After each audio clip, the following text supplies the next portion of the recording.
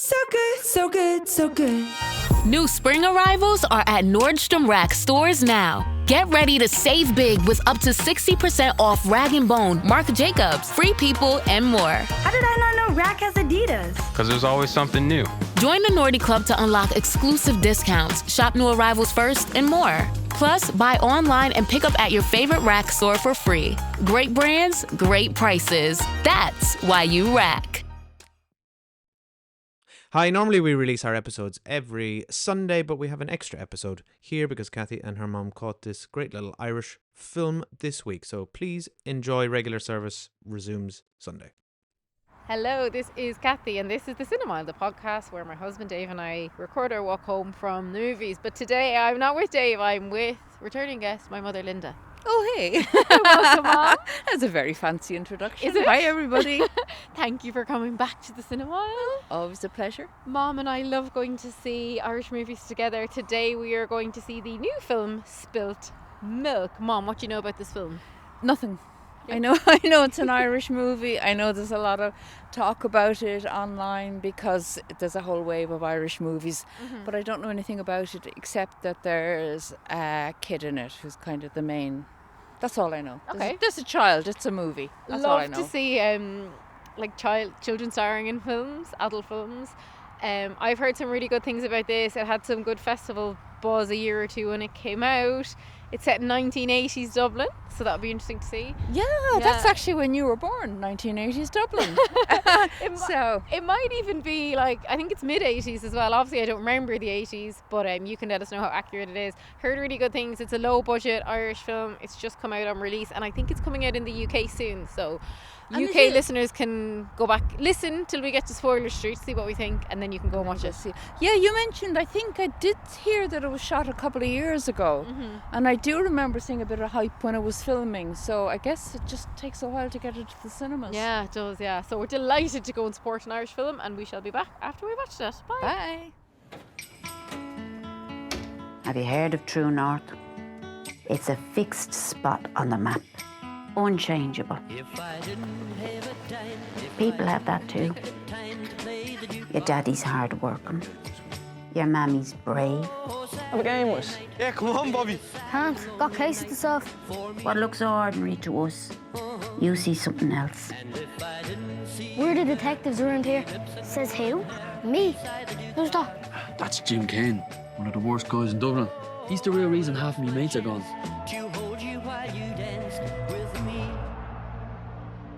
Jesus, man, you're on me back every day. Don't you dare curse at your mother. Do you want to have her now? Full fucking...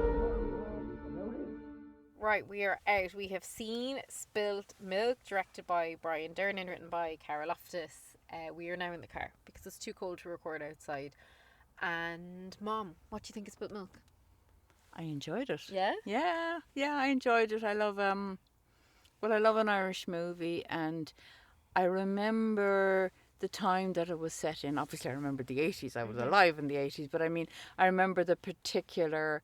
It is set around drugs in flats in inner city Dublin, and it's no spoiler, but the mother's really trying to get the drug dealers out of the flats, and I remember all that. It was very widely publicised.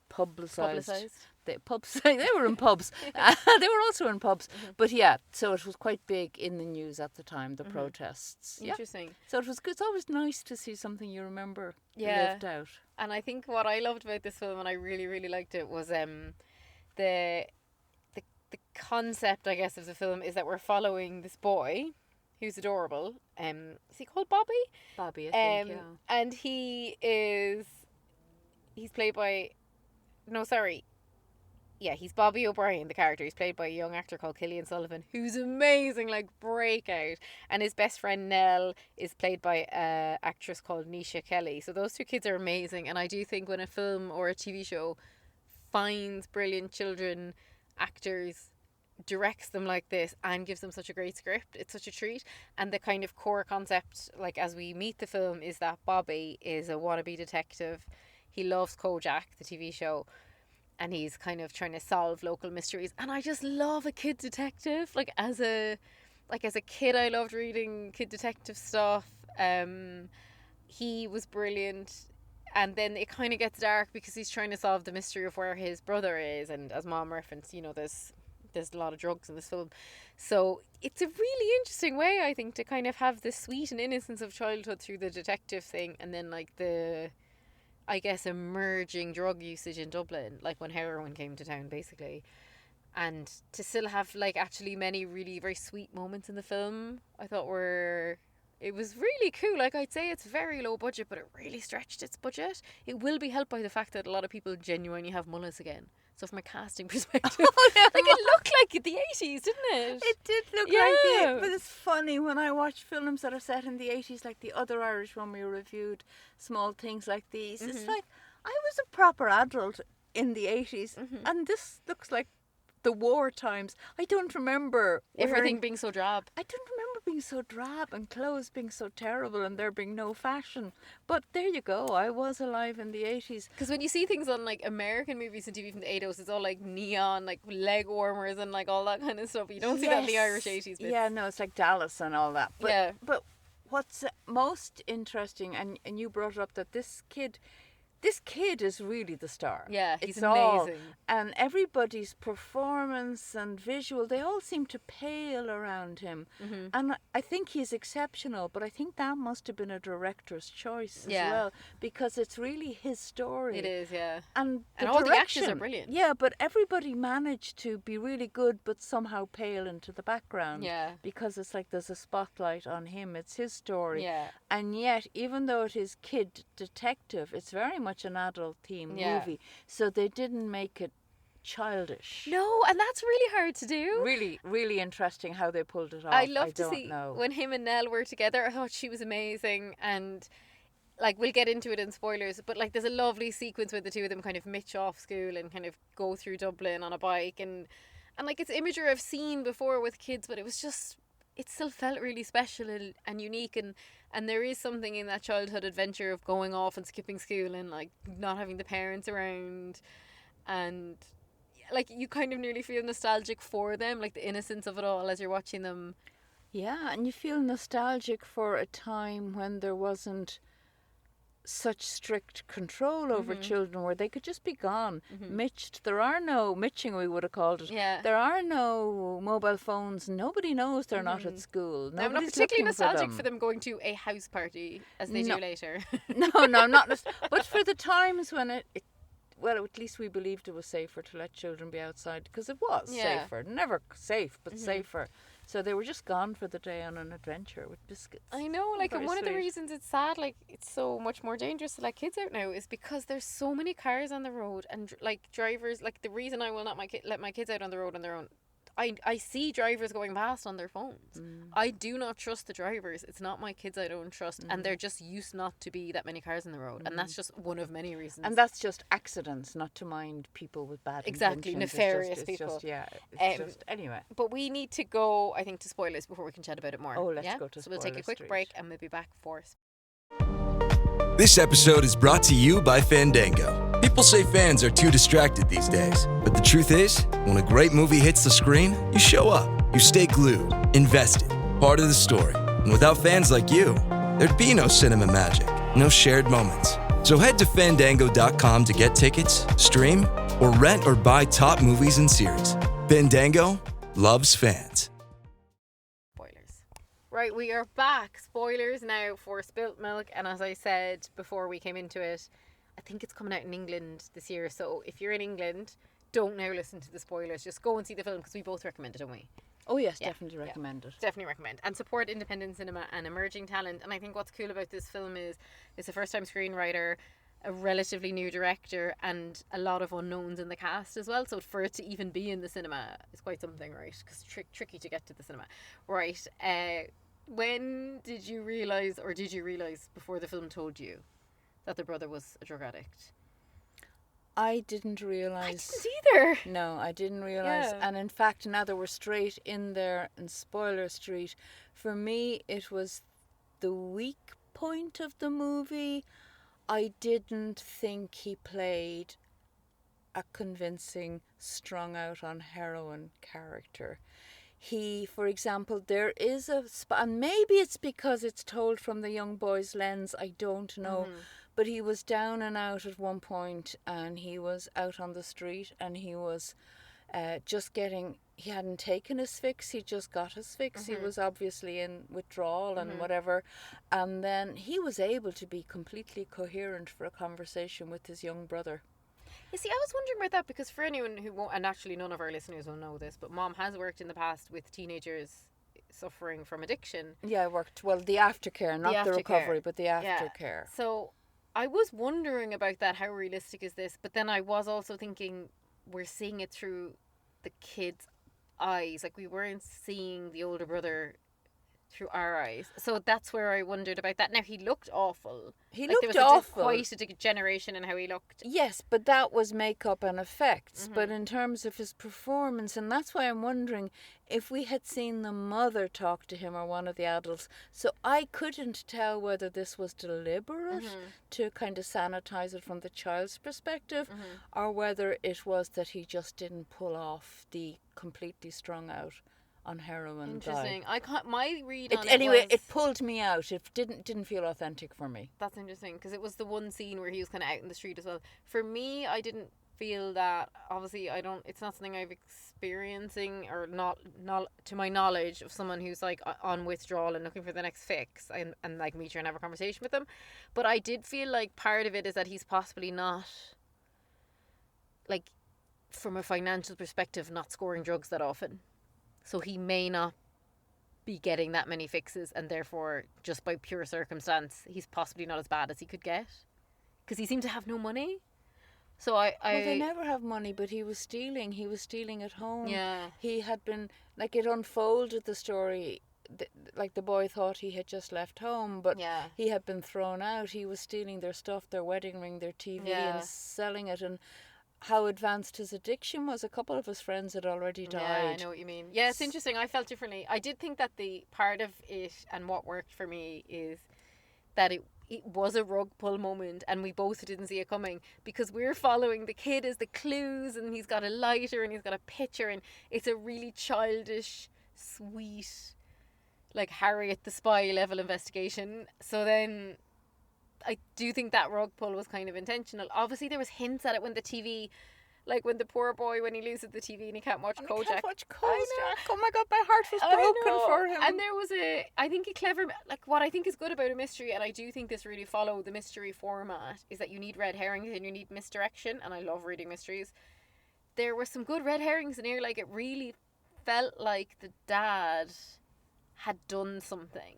They made dad. They made us think the dad was just another baddie dad who came home and watched the TV and wasn't very nice and threw his eldest son out because he couldn't find a job.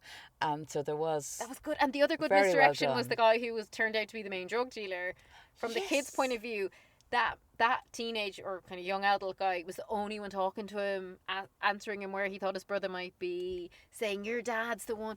So I thought the misdirection red herring piece was really, I genuinely thought it was a good mystery. I did so. Yeah. I think it was a really interesting perspective to make it from the perspective of the innocent child just turning 11 and having his birthday party. You know, it was really nice. And even his little and I love clues of like when he's reading the letter, the brother leaves the birthday card and then he's like, that's not how my brother writes. Like, putting the clues together, and it's all so innocent and like I knew that straight up that wasn't from his I did brother. think I mainly thought because what 17-year-old boy buys and posts a birthday card. Yes. Like now I know it's back in the day when people sent more letters and stuff, but from a technology perspective, did you feel like it felt very authentically 80s to me? But obviously, look, I don't remember. No, it did. It felt, particularly the 80s, and all I can think of, well, this was maybe like watching.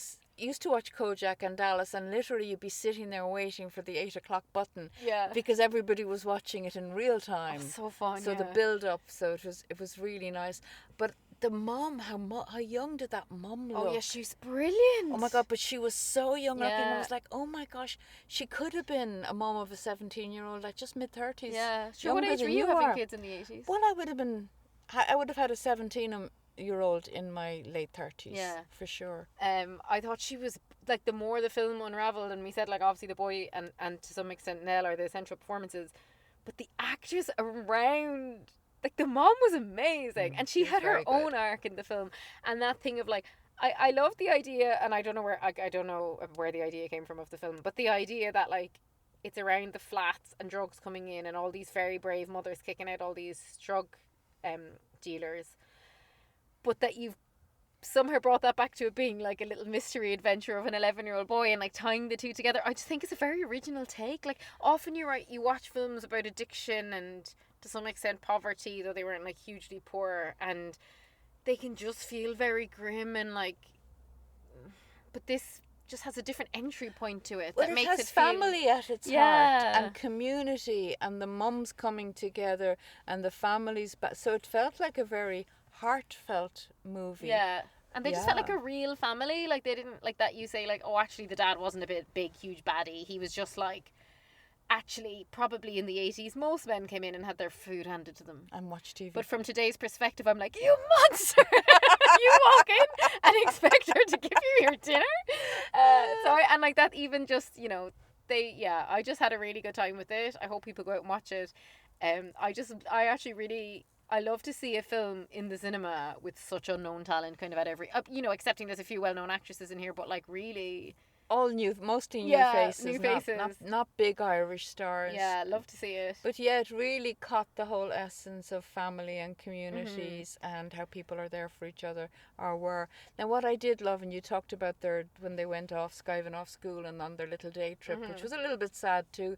They had a clue and they were looking for somebody, but it was just somebody else who was dead, and that was really sad.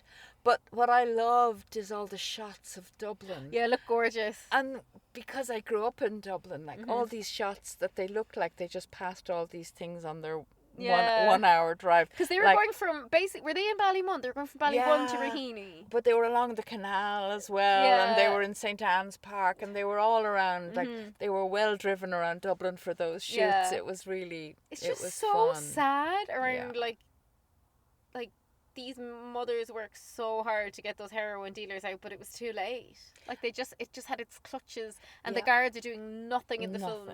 Nothing. The guards, there was a really interesting pair of guards who were just completely useless. Like complete idiots. No interest. Yeah, idiots. and I bought the representation, to be honest. I'm sorry now we're going to have to go, but thank you everyone for listening, Mom, as always. Thanks for coming back. Thank you very much. Love I just want to can I say one more thing, because you keep saying dealers, and that's what they are now. They're drug dealers, but in the film they were calling them pushers out, and then I remembered that's what they used to be called, because they were pushing the drugs. They were forcing the children into addiction. They weren't just dealing, they were pushing. Right. And it's a long time since I've heard that expression. And it's probably still inadequate, because they nearly would have tried to get the boy on drugs. They were trying to get this 11-year-old boy onto drugs. When they went to the house party, I was like, this is like, I'm going to actually leave the cinema. I'm so distressed for these children in this house party. So thank God. But you know when you're like, I think the film's not gonna hurt Nell or Bobby, and if it does, I riot.